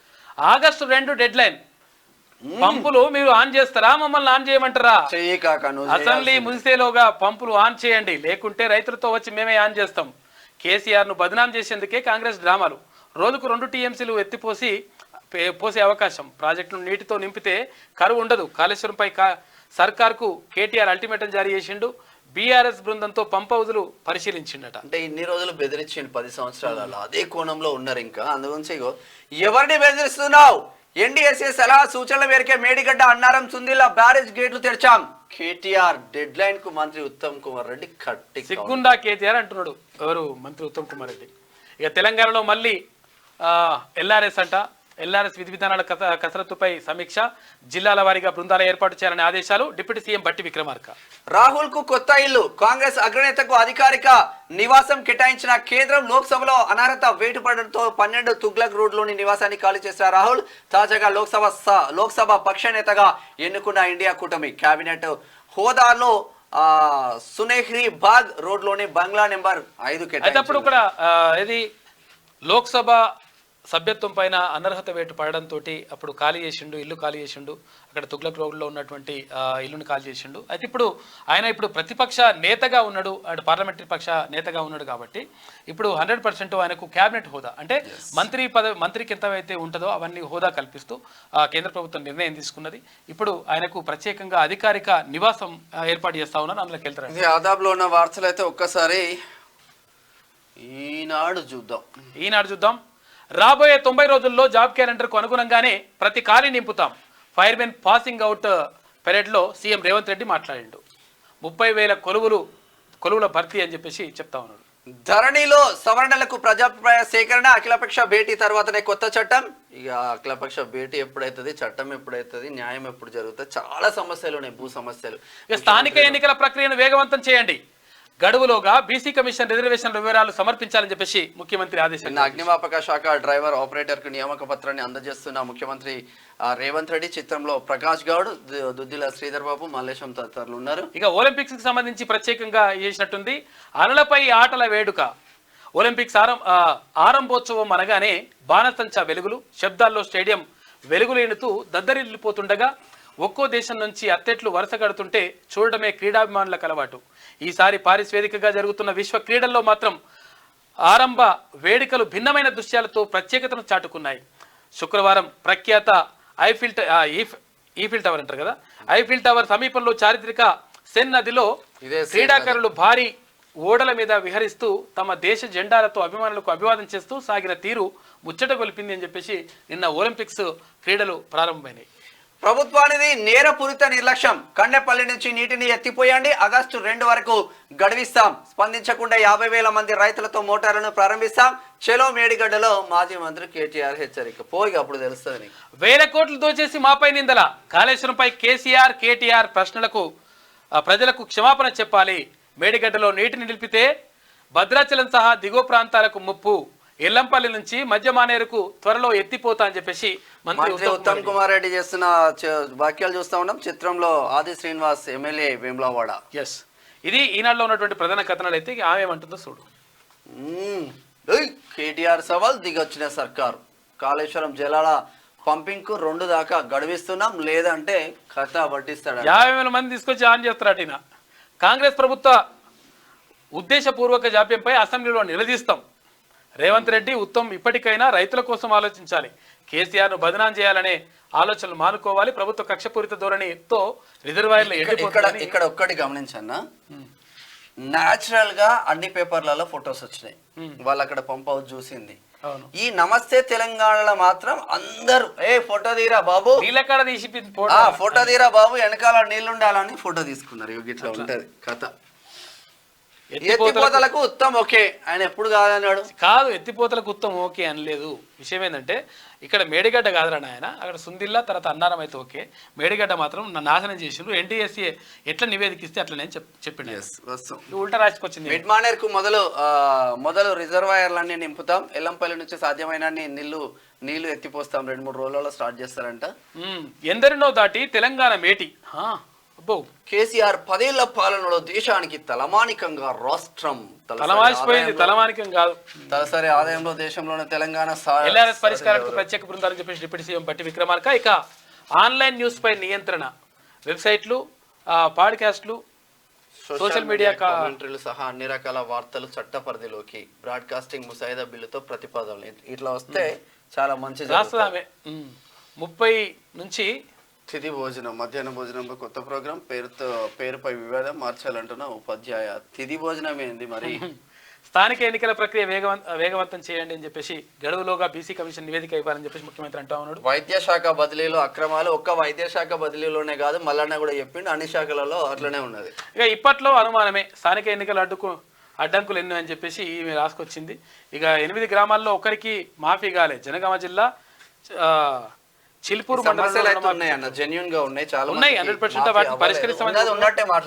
పరిష్కరిస్తామని చెప్పేసి కూడా రాష్ట్ర ప్రభుత్వం చెప్తా ఉంది. 100% ఎవరైతే అర్హులు ఉన్నారో ఆ అర్హులందరికీ కూడా ఏది రుణమాఫీ అయ్యే విధంగా 2 లక్షల రూపాయల లోపు వాళ్ళకి అందరికీ కూడా రుణమాఫీ అయ్యే విధంగా చర్యలు చేపడతామని చెప్పేసి వ్యవసాయ శాఖ మంత్రి తుమ్మల నాగేశ్వరరావు చెప్తా ఉన్నాడు.